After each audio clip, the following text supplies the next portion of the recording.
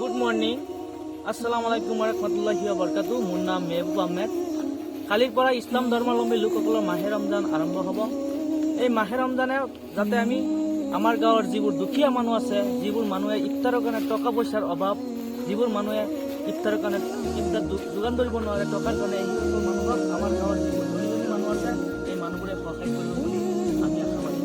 আৰু কেৱল ধনী মানুহে সহায় কৰিলে নহ'ব, আৰু আমিও চেষ্টা কৰিম যাতে আমাৰ গাঁৱৰ মানুহবোৰক আমি যাতে ইফতাৰৰ আয়োজন কৰিব পাৰোঁ। বন্ধুবৰ, এই মাহে ৰমজানত গোটেই দিন মানুহে অনাহাৰত থাকি সন্ধিয়াৰ সময়ত ইফতাৰ আয়োজন কৰিব আৰু ইফতাৰ খাই নিজৰ যি ভোক আছে এই ভোক মিটাব।